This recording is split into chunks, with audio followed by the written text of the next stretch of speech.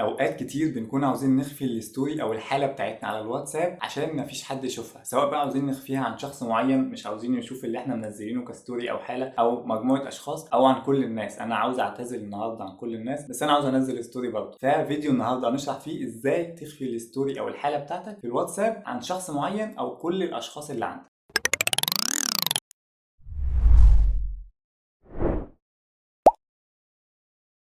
مبدئيا هتلاقي على القناه قائمه تشغيل اسمها اسرار الواتساب، هتلاقي عليها اسرار وتريكات كتير بتخص الواتس وهتفيدك جدا في استخدامك للبرنامج. يبقى ادخل شوف. من غير ما نضيع وقت الفيديو يلا نبدا على طول. طيب انا دلوقتي مثلا لو انا جاي هنا احط حاله او ستوري، هحط مثلا الصوره دي اول ما تترفع بانت هنا تمام كده، وانا ممكن افتح اهو واشوفها. خلاص انا بقى عاوز اخفي ان لما انزل ستوري الشخص ده مثلا يبان له ان انا نزلت ستوري. اعمل ايه؟ واحنا فاتحين الواتس هندوس على الثلاث شرط، نختار الاعدادات ومنها هنختار الخصوصيه. تمام، في الخصوصيه هختار الحالة. بعد ما اختار الحالة هختار جهات اتصالي باستثناء، واستثني الشخص اللي انا عاوزه ده محمد. تمام كده انا استثنيته انه يظهر له. وبكده لو انا رحت احط كمان حالة او ستوري، وليكن هحط مثلا الصورة دي، حطيتها بيقول لي اختار مين. تم استثناء جهة اتصال اهو، جاري ارسال الحالة، تم الارسال، لكن ما ظهرتش هنا. ليه؟ لان انا كنت دوست على 3 شرط: الاعدادات، الخصوصية، والحالة جهة اتصال باستثناء، وعملت له استثناء. طب انا دلوقتي بقى عاوز